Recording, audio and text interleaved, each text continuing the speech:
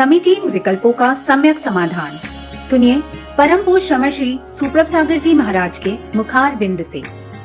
YouTube channel सुप्रभ उबाच पर शुभाशीष परम पूज्य श्रमणाचार्य 108 विशुद्ध सागर जी महाराज, सानिध्य श्रमण सुप्रभ सागर जी महाराज, श्रमण प्रणत सागर जी महाराज, पूर्ण आर्जक श्री पार्श्वनाथ जिनबिंब पंच कल्याणक एवं मानस्तंभ प्रतिष्ठा महोत्सव समिति, शिरजगांव कस्बा अमरावती महाराज। ओम नमः सिद्धेभ्य। नमो नमः सत्तहितंकराय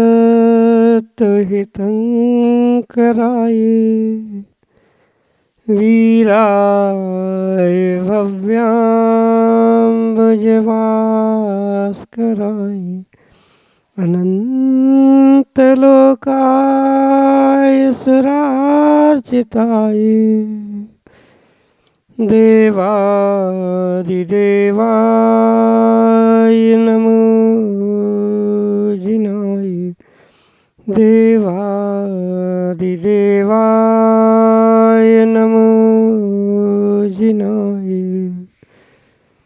पंच परमेष्टि भगवान की परम पूज्य आचार्य भगवंत गणाचार्य श्री विराग सागर जी महाराज की, परम पूज्य पट्टाचार्य गुरुवर श्री विशुद्ध सागर जी मुनि महाराज की, परम पूज्य मुनि श्री सुप्रभ सागर जी महाराज की,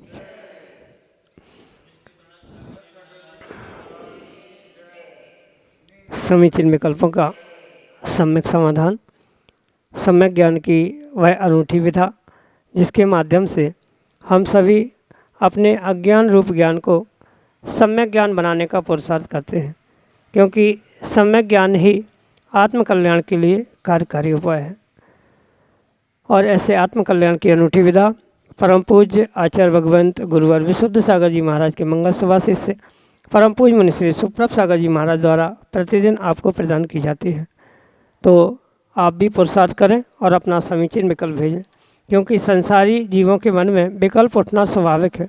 विकल्प उठते ही उनका वह समाधान भी खोजने का पुरुषार्थ करता है, लेकिन समाधान जब सम्यक होता है तो ही वह आत्मकल्याण के लिए साधन बनता है।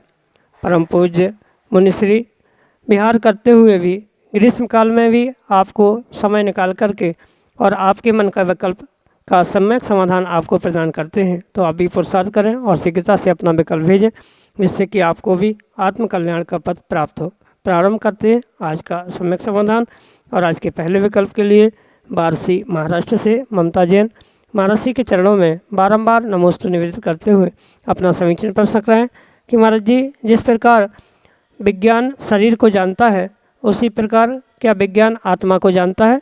हमारे समीचीन विकल्प का सम्यक समाधान करने की कृपा करें। नमोस्तु महाराज जी, नमोस्तु। ओम नमः सिद्धम। परम पूज्य आचार्य भगवान गुरुवर विशुद्ध सागर जी महाराज की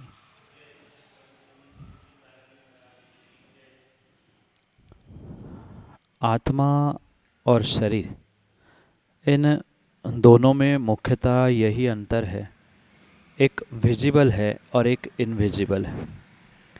विज्ञान जितनी भी वस्तुओं को खोज रहा है, जान रहा है या उसके विषय में कथन कर रहा है, वह प्रत्येक वस्तु विजिबल ही है। भले ही विजिबल का अर्थ विज्ञान मात्र आँखों से ग्रहण करने रूप स्वीकार करता है, जिसे चक्षु इंद्रिय का विषय मानता है, पर अन्य किन्हीं इंद्रियों से, अन्य किन्हीं साधनों से जो ग्रहण नहीं किया जाता, सही मायने में वही अदृश्य या वही इनविजिबल हुआ करता है।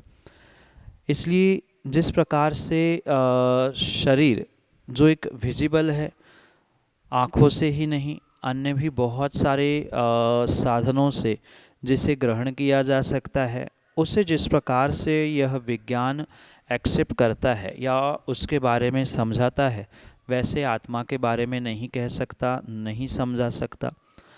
कुछ वर्ष पहले तो ये स्थिति थी कि वह इस आत्मा के अस्तित्व को भी स्वीकार नहीं करता था। फिर कुछ वर्ष उपरांत, यानी अभी अभी रिसेंट कुछ वर्षों में ये उनकी मान्यता बन गई है कि शरीर में कुछ एक ऐसी ऊर्जा है जिसके माध्यम से शरीर का संचालन होता है, जबकि उसे अभी भी वह पूर्ण रूप से सेल्फ डिपेंडेंट या आत्मा जिस प्रकार से हमारा आगम धर्म आदि स्वीकार करता है, उस प्रकार से आज भी आत्मा का एक्सेप्टेंस विज्ञान के पास नहीं है।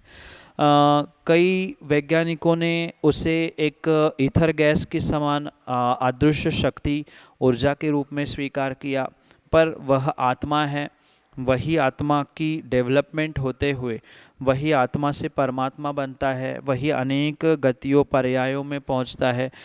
उसमें होने वाली अवस्था विशेष के बदलाव के साथ साथ उसका ध्रुवत्व मात्र और मात्र हमारे जीनागम में ही एक्सेप्ट किया गया है। विज्ञान उसे एक्सेप्ट ही नहीं कर सकता, क्योंकि विज्ञान जो वर्तमान का है वह चाहे फिजिक्स हो, केमिस्ट्री हो, बायोलॉजी हो या अन्य भी किसी प्रकार से वैज्ञानिक तथ्यों को कैलकुलेशन करके बताने वाला हो, वह मात्र और मात्र इंद्रिय जन्य विषयों को ही ग्रहण करने वाला है। आगम में जो अनेक प्रकार के भेद कहे हैं पुद्गल के, उन पुद्गलों में भी कहीं न कहीं वह सूक्ष्म तक ही पहुंच पा रहे हैं। सूक्ष्म सूक्ष्म जो परमाणु है वह परमाणु तक भी अभी विज्ञान नहीं पहुंचा है, क्योंकि एटम की परिभाषा करते हुए एक तरफ विज्ञान कहता है कि smallest particle of an article which can not be divisible, मतलब जिसका विभाजन नहीं किया जाता वह एक एटम है, और पुनः उसमें प्रोटॉन्स, इलेक्ट्रॉन, न्यूट्रॉन्स आदि सब पार्ट्स डिटेक्ट किए जा रहे हैं। मतलब ये स्पष्ट है कि अभी वे एटम तक नहीं पहुँचे हैं, जो कि हमारी आगम के परिप्रेक्ष्य में धर्म की अपेक्षा से सूक्ष्म सूक्ष्म पुद्गल का भेद है। इसके अलावा जो हमारा जीव द्रव्य या आत्मा जिसे हम कहते हैं वह तो पुद्गल से भी परे है, वह द्रव्य ही अलग है। पुद्गल जो होता है उसमें स्पर्श, रस, गंध, वर्ण ये प्रॉपर्टीज़ हुआ करती है, जिसके माध्यम से वह किन्हीं न किन्हीं इंद्रियों का विषय बनने की संभावना है, सूक्ष्म या सूक्ष्म सूक्ष्म पर्यायों को छोड़ते हुए। पर वह भी कहीं न कहीं इनडायरेक्टली पुद्गल होने से ग्रहण करने योग्य है। पर जीव, आत्मा, चेतन, चेतनत्व किसी भी प्रकार से एक्सेप्ट नहीं किया जा सकता विज्ञान की अपेक्षा से। ये तो आत्मा या जीव मात्र अनुभवन से या आगम पर श्रद्धा करने से ही समझने योग्य है। आत्मा शब्द की तो अनुभूति आगम ग्रंथों से हो सकती है, क्या है स्वरूप भी पढ़ा जा सकता है, पर जिनको धर्म ग्रंथों पर श्रद्धा ही नहीं है वह आत्मा आदि को समझ नहीं सकते। इसलिए वर्तमान में भी विज्ञान कितना ही डेवलप क्यों ना हो, कितना ही AI जैसे टूल्स वर्तमान के वैज्ञानिक या ह्यूमन बींग्स के पास पहुँचे क्यों ना हो, जब वह पौद्गलिक बहुत सारी वस्तु शरीर को जैसे बनाना चाहिए वह नहीं बना पा रहे, रक्त, खून आदि भी बिल्कुल वैसे तरीके से नहीं बना पा रहे हैं, तो आत्मा तक खोज कर पाना या आत्मा को समझ पाना ये कहाँ तक संभव है, ये बहुत बड़ा प्रश्न चिन्ह है। इसलिए ये पक्का मानना कि किसी भी प्रकार से विज्ञान ये अदृश्य आत्मा को, इनविजिबल सोल को स्वीकार नहीं कर पाएगा, या स्वीकार भी कभी कर ले तो वह मात्र ऊर्जा रूप आदि जो कर रहा है उतना ही उनके लिए बहुत है। इसके आगे मेरे हिसाब से इसका वर्णन वर्तमान विज्ञान में तो है ही नहीं है। आने वाले समय में वे और क्या खोजेंगे, क्या करेंगे कह नहीं सकते, क्योंकि विज्ञान के पुस्तकों में भी बचपन से यही शायद आपने पढ़ा होगा कि आज तक इतना खोजा है, आगे और खोजेंगे। तो ये कहीं ना कहीं आज का विज्ञान अभी अधूरा है। हमारा जो वीतराग विज्ञान तीर्थंकर भगवंतों ने, वीतराग वैज्ञानिकों ने जो हमारे लिए प्रदान किया है वही परम सत्य स्वीकार करना होगा। जो फिजिकल फॉर्म में है ही नहीं है उसे विज्ञान ने आज तक खोजा ही नहीं है, भले ही वह कोई भी ब्रांच साइंस की क्यों ना हो। मेडिकल साइंस में भी बहुत सारी ऐसी बातें हैं जिसे आयुर्वेद या हमारे धर्म ग्रंथों से ही संदर्भित करते हुए वर्तमान में एक्सेप्ट करने का प्रयास किया जा रहा है। वनस्पति में, जल में, पत्थरों में जीव होती है, आत्मा होता है, ये विज्ञान एक्सेप्ट नहीं करता था, जो आजकल कुछ वर्षों से एक्सेप्ट करने लगा है। तो धीरे धीरे हो सकता है धर्म का प्रभाव कह दे या उनकी खोज आगे तक पहुंचते हुए उसे स्वीकार या एक्सेप्ट करने की संभावना है। पर जिस प्रकार से धर्म ग्रंथों में लिखा है, जो आत्मा की अनुभूति करने वाले साधु होते हैं, उनको जैसे आत्मा का अनुभव है, ज्ञान है, या धर्म ग्रंथों में जिस प्रकार से आत्मा के विषय में लिखा है, वैसा वर्तमान में विज्ञान किसी भी प्रकार से स्पष्ट नहीं कर सकता, क्योंकि वहाँ तक उनकी पहुँच ही नहीं है। यही आपके लिए सम्यक समाधान। यशवंत सिंघई, ललितपुर, उत्तर प्रदेश से महाराज श्री के चरणों में बारंबार नमोस्तु करते हुए अपना प्रश्न कराएं कि महाराज श्री, जैसे किसी तपस्वी, निर्ग्रंथ मुनिराज या किसी महावृत्ति आदि की समाधि मरण होता है तो उनकी अंतिम यात्रा उन्हें सिंहासन आदि पर बिठाकर निकाली जाती है, और सामान्य किसी व्यक्ति का मरण होता है तो उसे लिटाकर ले जाया जाता है, ऐसा क्यों? हमारे समीचीन विकल्प का सम्यक समाधान करने की कृपा करें। नमोस्तु महाराज जी, नमोस्तु। श्रावक या साधु दोनों की भी मृत्यु के उपरांत अंतिम यात्रा ही कहलाती है, पर फिर भी दोनों में बहुत अंतर है। एक शव यात्रा है और एक शिव यात्रा है। मतलब जो श्रावक है वह अपने विषय भोगों में मस्त होते हुए पापों के कारण से या पापों को भोगते हुए मृत्यु को प्राप्त होता है, इसलिए उसकी अंतिम समय में होने वाली वह यात्रा, अंतिम यात्रा जो शमशान तक ले जाती है, अंतिम संस्कारों तक ले जाती है, उसे शव यात्रा कहा जाता है। उनका शरीर शव के भांति अपूज या एक मुर्दे के समान ही स्वीकार किया जाता है।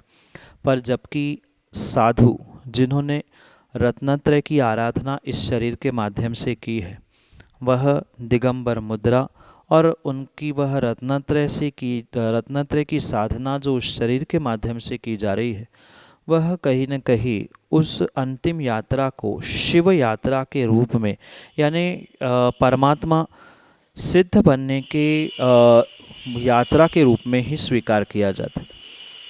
जो भी सिद्धालय में ले जाने की यात्रा है, या ऐसा कह दो सिद्धालय जाने का मार्ग है, वह मात्र और मात्र दिगंबर भेष प्राप्त करके ही है।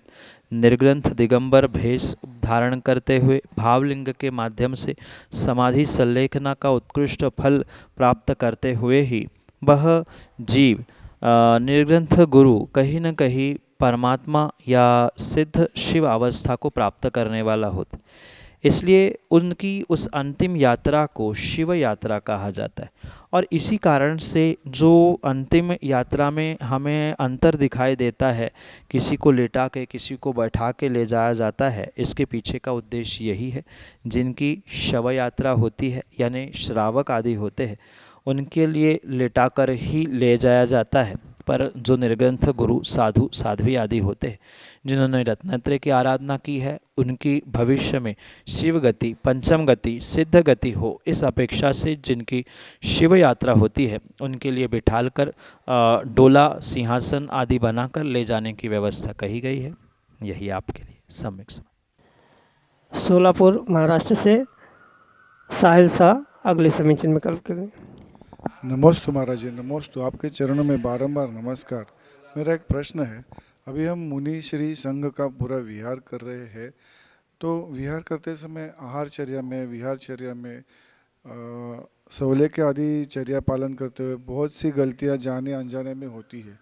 तो उस गलतियों को कैसे सुधारे और उस सुधार करके वो गलतियां बाद में रिपीट ना हो, इसके लिए हमें कुछ मार्गदर्शन करें महाराज जी। नमोस्तु महाराज। दिगंबर साधु या आरिका साध्वी आदियों का विहार करना उनके मूल धर्म या मूल गुणों के अंतर्गत होता है। पर उनके लिए जो श्रावक सहयोगी बनते हैं, मतलब आहार, विहार, निहार आदि उनकी चर्या के परिपालन में जो अपनी शक्ति के अनुसार यथायोग्य पुरुषार्थ कर उनकी सेवा, वैयावृत्ति, उनकी व्यवस्था आदि कार्य करते हैं, वह वास्तव में इस पंचम काल का सर्वोत्कृष्ट पुण्य का उदय भी और आने वाले समय के लिए सातिशय पुण्य बंध का कार्य वे जीव करते। हर कोई अपना कार्य या व्यवस्थाएं आदि छोड़कर ऐसे निर्ग्रंथ गुरु की सेवा व्यवस्थाओं में लग नहीं पाते हैं। कुछ न कुछ पिछले पुण्य का उदय और आने वाले समय के लिए पुण्य बंध की एक बहुत बड़ी पूंजी लेने का कार्य ही विरले कोई ऐसे धर्मात्मा श्रावक कर पाते।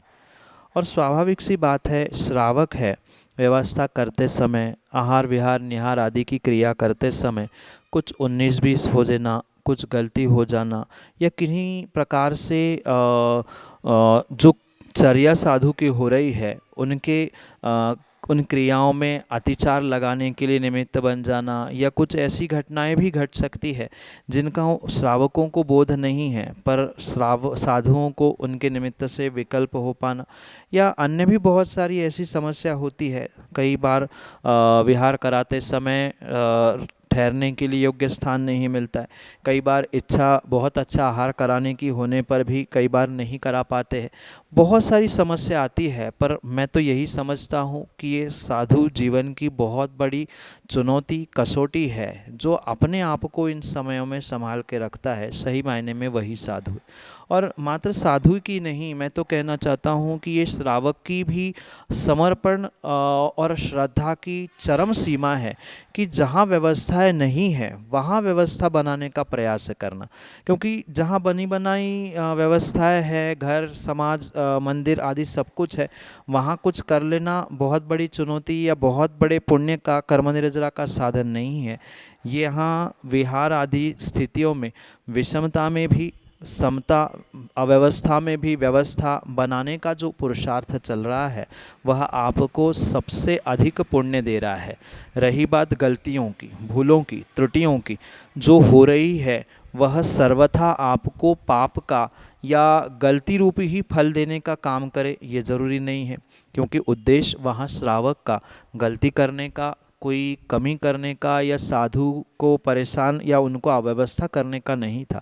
आपका पूरा विचार या पूरा पुरुषार्थ साधु की व्यवस्था ही करने का है। पर कभी मौसम, कभी अंतरंग बहिरंग की प्रकृति आदि के कारण से व्यवस्था अनुकूल नहीं भी हो पा रही है, पर उन प्रतिकूल व्यवस्थाओं में भी उन्हें अनुकूल करने का जो आपने उपक्रम किया है वह आपके लिए सर्वश्रेष्ठ है। माना कि किन्हीं बातों से विकल्प उत्पन्न हुआ तो हम गुरु के सामने उसकी आलोचना करके प्रायश्चित आदि ग्रहण करके उसे ठीक करने का प्रयास करें। पर ये भाव नहीं लाना चाहिए कि अरे मैं कुछ नहीं कर पा रहा हूँ। ये भले ही आपके मन में किंचित कदाचित आ भी जाए, पर पुनः उत्साह के साथ हमें यही सोचना चाहिए, अगर गिरेंगे ही नहीं साइकिल चलाते हुए तो व्यक्ति कभी चलाना सीख ही नहीं सकता है। कई बार गिरना पड़ता है, लगती है, पर फिर भी आगे बढ़ना जोश और गुरु के आशीर्वाद, श्रद्धा, समर्पण से यही श्रावक का श्रेष्ठ कार्य करते हुए उन्हें ऐसे आहार विहार निहार जैसे श्रेष्ठ कार्यों में अपने आप को तन मन धन समय देकर समर्पित होना परम आवश्यक है। यही आपके लिए सम्यक संवाद। सोलापुर महाराष्ट्र से मनीष शाह अगले समीक्षण में कल जी मैं ये पूछना चाहता हूँ कि आजकल युवा पीढ़ी पूरा मोबाइल में या वेस्टर्न कल्चर में जुड़ी हुई है और इसके कारण महाराज जी के विहार आहार में आजकल बहुत समस्या है। तो धर्म में और महाराज जी के आहारचर्या में या उनके जो भी क्रिया है उनके साथ आज की युवा पीढ़ी कैसे जुड़े, इसके ऊपर आप कुछ मार्गदर्शन करें। युवा पीढ़ी के लिए धर्म या धर्म आदि क्रियाओं से जोड़ने के लिए कहीं न कहीं प्रत्येक उम्र के व्यक्ति को जागरूक होने की आवश्यकता है।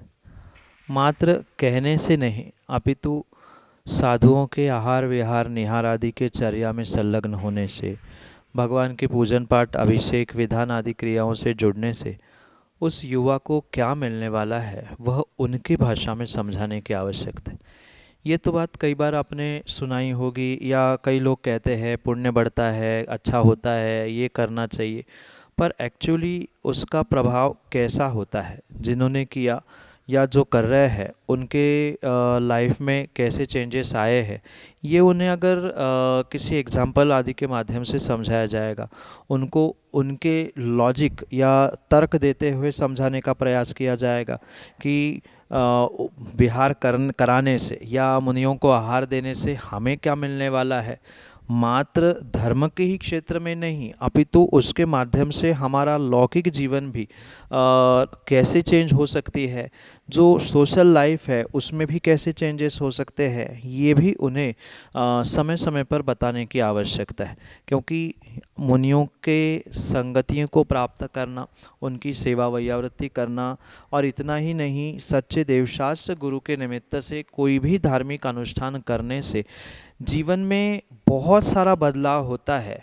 आप जैसे बहुत सारों ने शायद उसे अनुभव किया होगा, जिन्होंने अनुभव किया वो हर समय जुड़ते हैं, पर जिन्होंने अभी उसे अनुभव नहीं किया है, करीब आके समझने का प्रयास नहीं किया है, किसी न किसी प्रकार से उन्हें एक दो बार भले ही ज़बरदस्ती प्रेरणा करते हुए हाथ पकड़कर गुरु सानिध्य में लाने का प्रयास करना होगा। और एक दो बार अगर उनको अंतरंग से उस विशुद्धि को प्राप्त करने का या उस फीलिंग को प्राप्त करने का अगर मौका मिल गया तो पक्का है वह धर्म कार्यों से अवश्य ही जुड़ सकते हैं। मात्र एक व्यवहारिकता या पुण्य पाप की बातें करने से काम होने वाला नहीं है। उनको उनके लॉजिक, उनके तर्क या उनकी भाषा में उन्हें समझाने की आवश्यकता है कि उससे तुम्हारी सोशल लाइफ कैसे बनेगी, पर्सनल लाइफ में क्या चेंजेस होंगे, उससे तुम्हारे जीवन में कैसे क्या बदलाव हो सकता है।